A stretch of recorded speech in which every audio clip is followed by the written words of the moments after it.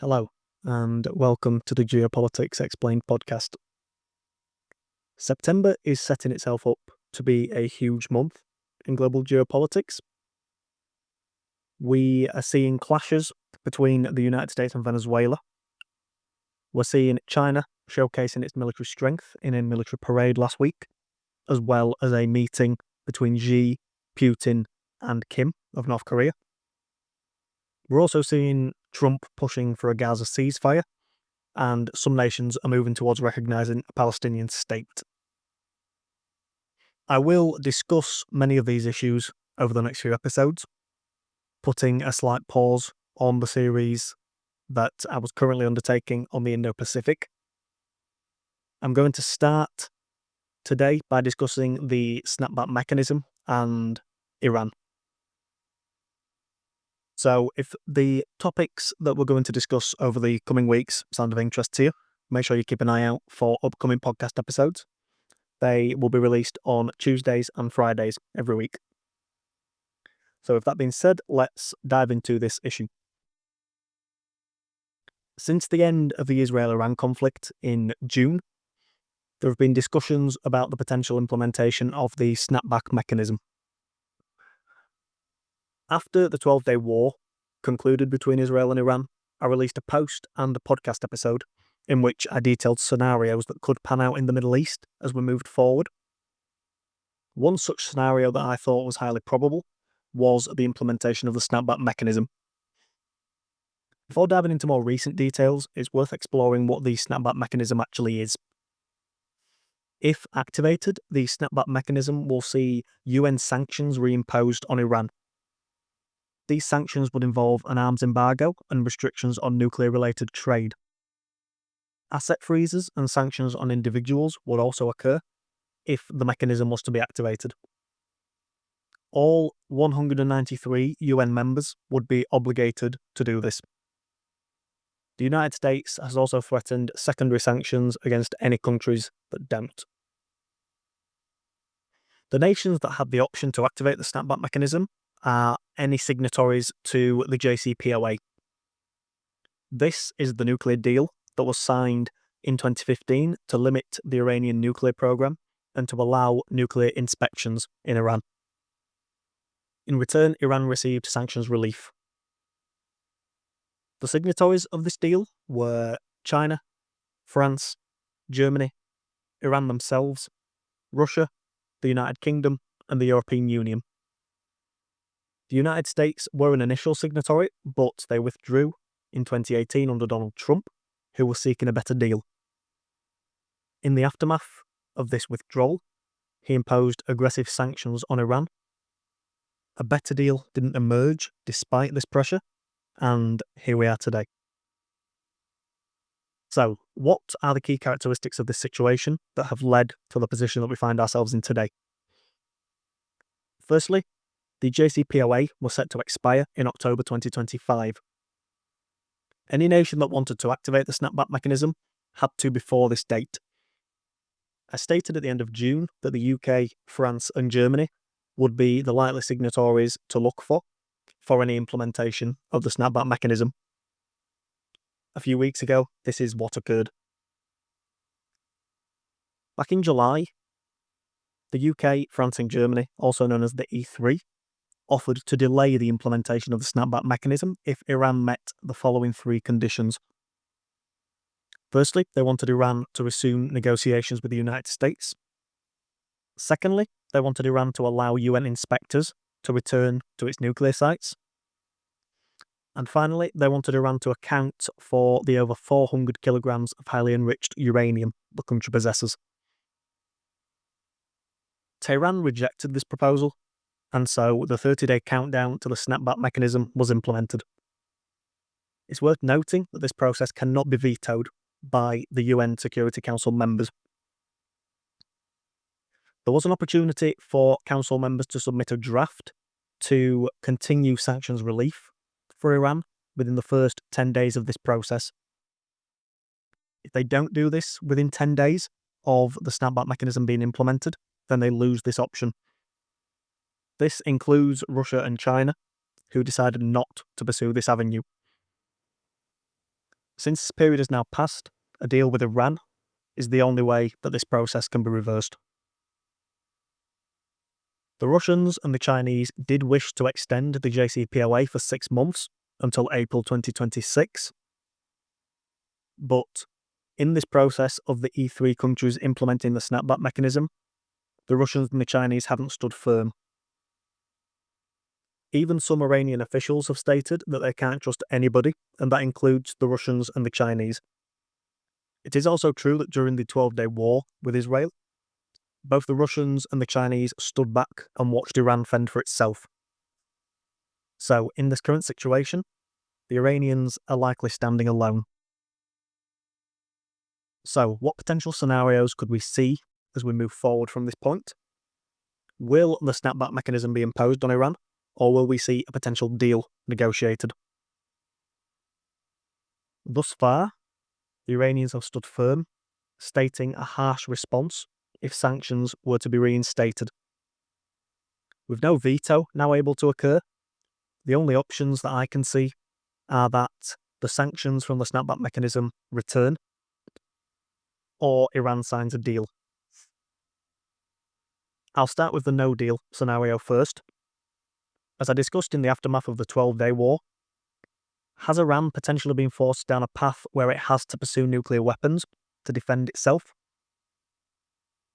We don't know where the 400 kilograms of highly enriched uranium is, and many world leaders, including Israel's Benjamin Netanyahu, have openly stated that its location is unknown and that it wasn't destroyed in the US strikes against Iranian nuclear facilities.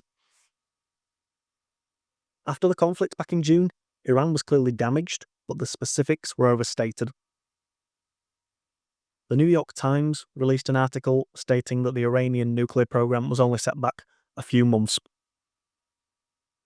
We're now at a point where a few months have passed, and the Iranians now have the power of imperfect information. This means that their adversaries, specifically Israel and the United States, don't know where Iran is in this process towards a nuclear weapon, or even towards reconstructing its nuclear industry. They could have made no progress at all, or they could have taken massive strides in this last few months. This imperfect information ultimately benefits the Iranians. Another large aspect of the no-deal scenario to consider is that Iran has also threatened to withdraw from the Nuclear Non-Proliferation Treaty in response to the snapback mechanism being triggered. Iran ratified this treaty in 1970 and committed to not developing nuclear weapons. If Iran did withdraw, this would likely signify that Iran was in pursuit of this no-deal scenario. There is still a slim chance of the alternative scenario here, and that's a diplomatic solution. The meetings between the Iranians and the E3 since the snapback mechanism was implemented have seen little progress. But Iran's leadership will want to avoid sanctions, especially of this severity. The Iranians are running low on drinking water, and their sales of crude oil to China are one of their largest incomes. With UN sanctions re-implemented, this could suffer as a result. So, with this in mind, the Iranians either double down, pursue a nuclear weapon and likely restart the conflict with the Israelis, or they back down. Backing down would see them allow inspectors to return to monitor their nuclear facilities. They would also return to negotiations that would likely see enriched uranium limited to 3.67%, and they would reveal the status of the 400 kilograms of highly enriched uranium that they possess. However, at one point in the past, during the 12-day war, the US changed its position and demanded that Iran gave up its entire nuclear program. The Iranians rejected this outright and would likely continue to do so if it was asked of them again. Especially during the energy crisis that they're currently undergoing, any nuclear energy would be of vital importance to Iran. Also, since Iran is still a signatory of the Nuclear Non-Proliferation Treaty, Iran is entitled to enrich uranium for civilian purposes such as energy and scientific research. One final side note to make. is that the Iranians back in June did state that they had plans for a new nuclear enrichment facility. From what I can find, no new information has emerged on this front. This is once again another area where the lack of clarity is one of the only cards that the Iranians currently possess. As a result of this, they will likely remain vague in any scenario that they choose to pursue. In considering the deal or no deal choice faced by the Iranians, there does exist another geopolitical actor to consider. A wild card in this entire situation is the looming geopolitical tensions between Iran and Israel. When the 12-day war started, the Israelis had three main goals. Firstly, they wanted to limit Iranian nuclear capabilities. Secondly, they wanted to pursue regime change in Iran. And finally, Netanyahu wanted to remain in power despite his corruption trial and pressure from Israel's far right, who ultimately hold up and support his coalition. The Israelis achieved the final goal of keeping Netanyahu in power, but it is unclear how limited Iran's nuclear capabilities are today due to this environment of imperfect information. As for the goal of regime change, Netanyahu actually stated this outright during the war. He said that if he believed the Iranian regime could have fallen, he would have continued the attacks. The Israeli defense minister also reiterated this. Today, Iran's domestic situation is a lot more vulnerable, with an energy crisis and a lack of access to basic necessities such as water. This isn't me stating that an internal Iranian collapse is likely, but it is certainly more likely than it was back in June. If Iran was to pursue the no-deal scenario, then this would involve Iran pursuing nuclear weapons. This is an existential risk for Israel, and it would likely lead to a restart in the conflict. The question would then become whether the United States would once again be dragged in. The 12-day war was costing Israel a lot of money, and Israel also suffered clear damage. That is why we saw the geopolitical theatre that ultimately ended that chapter of the conflict. It gave everyone an off-ramp in which everyone claimed victory. I discussed this in the podcast episode that was released on June 28th, if anyone wants to flash back to that. But this time, the elephant in the room is the imperfect information advantage that Iran currently possesses. For now, I believe the Israelis will wait until the conditions of the current environment become clearer. If clearer details do emerge, specifically through the no-deal scenario, we could once again see the existential threat between the Iranians and the Israelis once again rise to the surface. Looking forward in this situation, there are four such aspects that I would keep an eye out for. Firstly, is the 30-day timeline for the snapback mechanism. If this passes, then UN sanctions will be re-implemented on Iran. After this, I would then look for Iran's response. Thirdly, I would see if Iran's response led to a spike in tensions between Israel and Iran. And finally, I would maintain some interest on Iran seeking to maintain this information advantage that it currently possesses in its nuclear industry.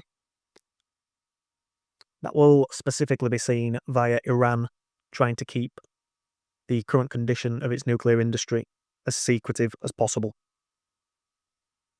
Based on current rhetoric, the no-deal scenario seems a lot more likely, in my opinion. That's all for today. If you've enjoyed this episode, why not leave a review on the podcast platform of your choice? I've been Dylan. I'll talk to you next time.